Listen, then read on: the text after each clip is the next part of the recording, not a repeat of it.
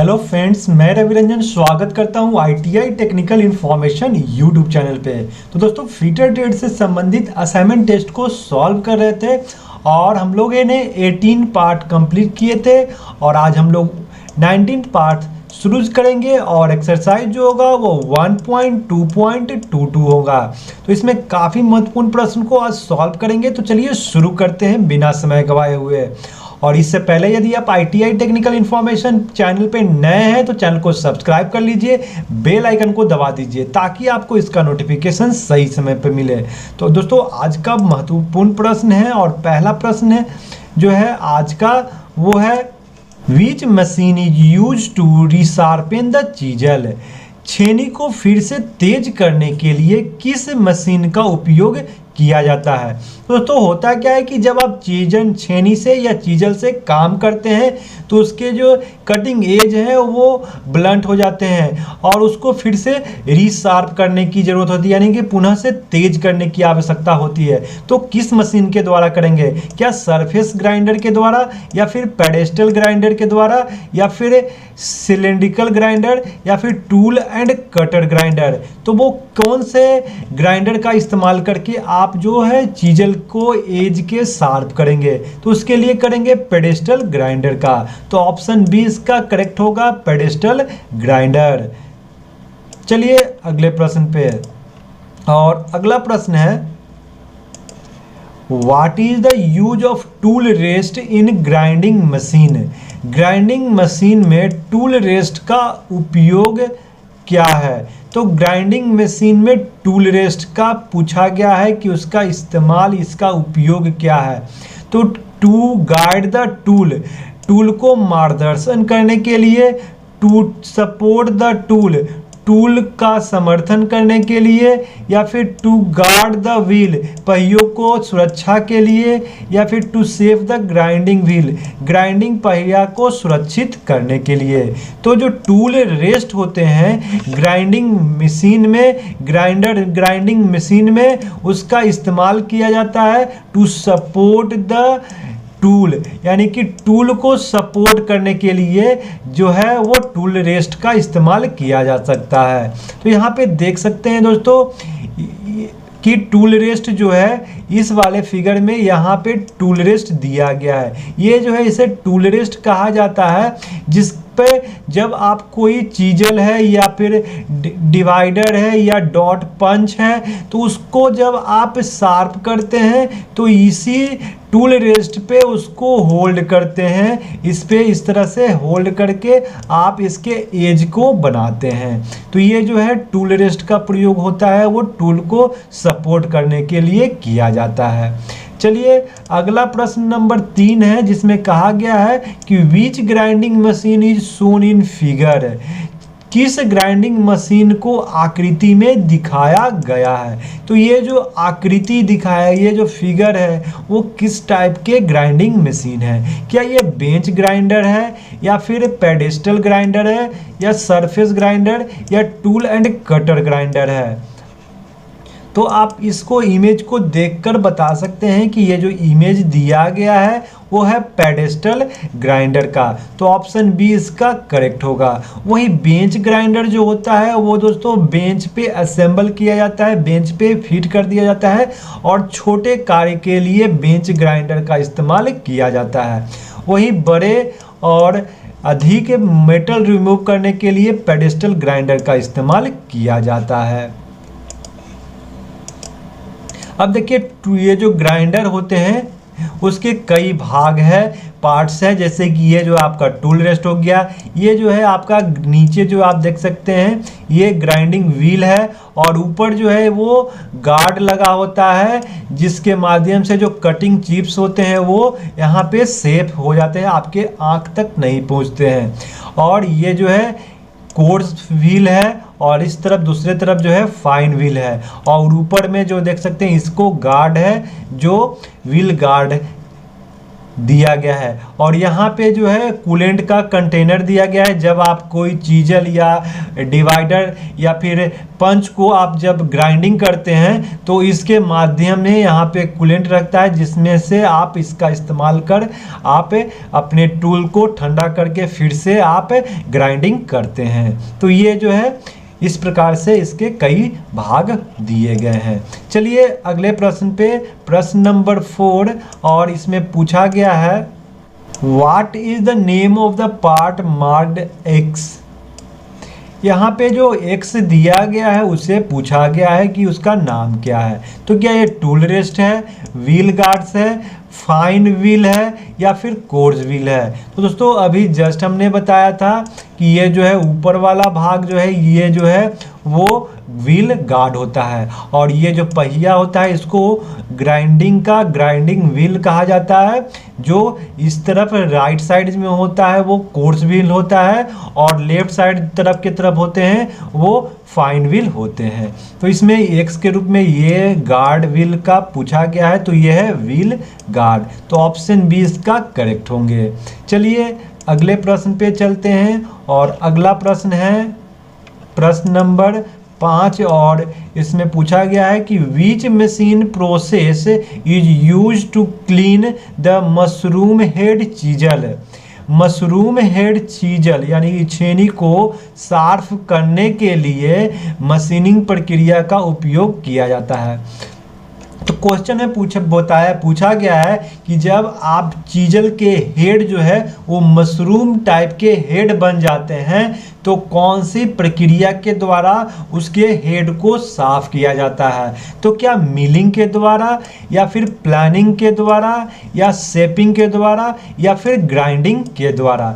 तो grinding machine के पे जो है मशरूम हेड, जो चीजल के मशरूम हेड होते हैं उसको ग्राइंडिंग के द्वारा उसको साफ किया जाता है। तो ऑप्शन डी इसका करेक्ट होगा। चलिए अगले प्रश्न पे, प्रश्न नंबर 6 है what is the name of the part marked x. X चिन्हित भाग का नाम बताइए। तो ये जो है एक्स के रूप में इसे दिखाया गया है, इसे पूछा गया है, तो ये क्या है। क्या ये टूल रेस्ट है, फाइन व्हील है या फिर कोर्स व्हील है या फिर व्हील गार्ड है। तो ये जो दिया गया है वो एक्स के रूप में ये आपका टूल रेस्ट है। तो ऑप्शन ए इसका करेक्ट होगा। यहीं पे टूल का जो बॉडी होता है उसको सेट किया जाता है, रखा जाता है सपोर्ट के लिए, ताकि आप जब ग्राइंडिंग करें तो आपको आसानी से सुगमता से आप ग्राइंडिंग टूल के कटिंग एज बना सकें। और दोस्तों ये जो ग्राइंडिंग व्हील है और टूल रेस्ट के बीच में जो गैप होना चाहिए वो 2 मिलीमीटर के गैप होने चाहिए। यदि टच कर जाएंगे टूल रेस्ट ग्राइंडिंग व्हील में तो ये खुद से ही ग्राइंडिंग इसके करने लगेंगे, यानी कि आपकी ग्राइंडिंग व्हील नच नहीं पाएंगे सही से। तो ये आप ध्यान रखेंगे। चलिए अगले प्रश्न पे, और प्रश्न नंबर 7 है, और इसमें कहा गया है कि which condition chisel is to be fold before grinding.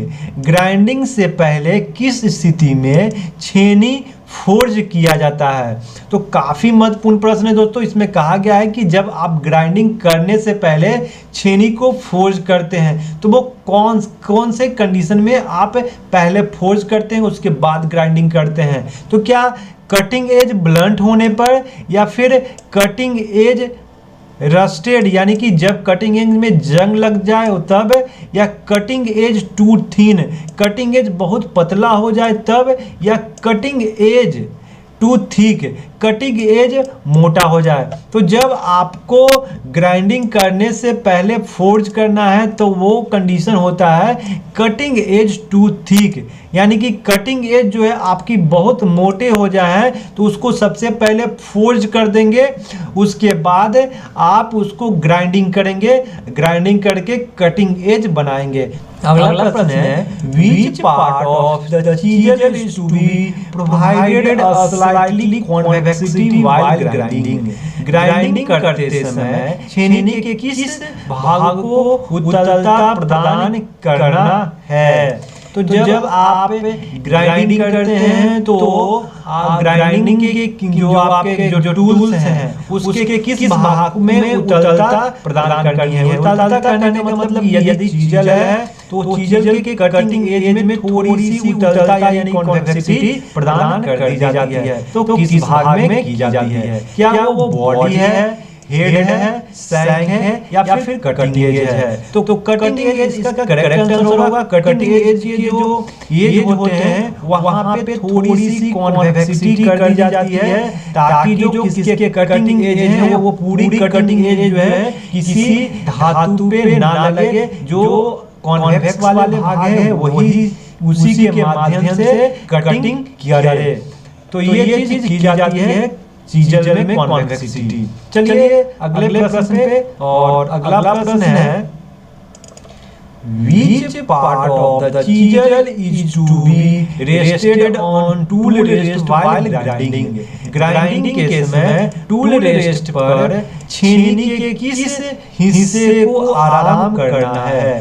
तो काफी महत्वपूर्ण प्रश्न है जिसमें कहा गया है कि जब आप ग्राइंडिंग कर रहे हो तो टूल रेस्ट पे छेनी का कौन सा हिस्सा रेस्ट करेगा, आराम करेगा? क्या टिप ऑफ द चीजल, छेनी के जो टिप है वो, या फिर बॉडी ऑफ चीजल, छेनी के शरीर है वो, या हेड ऑफ चीजल, छेनी का सिर, या एज ऑफ चीजल, छेनी के धार? तो टूल रेस्ट पे जो है वो कौन सा भाग जो है वो रेस्ट करेगा? तो वो बॉडी करेगा। यानी कि ऑप्शन बी इसका करेक्ट होगा कि टूल रेस्ट पे छेनी का चीजल का जो बॉडी होता है वो रेस्ट करेगा। तो ऑप्शन बी इसका करेक्ट होगा। चलिए अगले प्रश्न पे, और प्रश्न नंबर 10 है What is the use of slightly convexity provided in the cutting edge of chisel while grinding?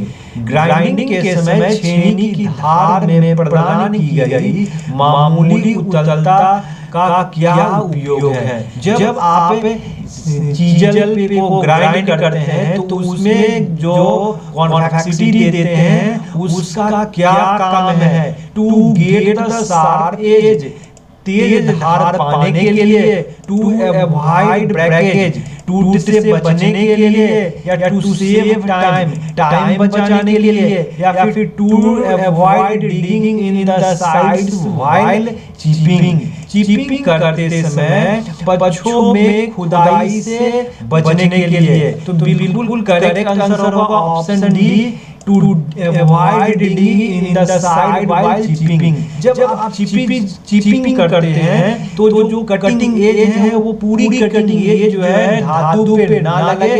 ऐसा होने से जो एज होते हैं वो उसमें लग जाते हैं। तो इससे बचाने के लिए क्या किया जाता है कि चीजल में थोड़ी सी कॉन्वेक्सिटी प्रदान कर दी जाती है कटिंग एज में। तो ऑप्शन डी इसका बिल्कुल करेक्ट होगा। चलिए नेक्स्ट प्रश्न पे, अगला प्रश्न है प्रश्न 11 है why the chisel is to be dipped in the coolant frequently while grinding? Grinding के समय अक्सर शीतलक में छेनी क्यों डाली जाती है? तो काफी महत्वपूर्ण प्रश्न है कि जब आप ग्राइंडिंग कर रहे हैं तो बार बार क्या करते हैं, जो कूलेंट दिया रखा जाता है उसमें चीजल को डालते हैं। ऐसा क्यों करते हैं? तो ऑप्शन देखिए, to avoid the tip breakage, tip को टूटने से बचने के लिए, टू इंप्रूव द डक्टिलिटी, नम्यता में सुधार करने के लिए, या फिर to improve the malleability, to improve the malleability, malleability में सुधार करने के लिए, या फिर to avoid overheating and temper, अधिक ताप और टेम्पर से बचने के लिए? तो बिल्कुल इसका करेक्ट आंसर होगा ऑप्शन डी कि to avoid overheating and tampering.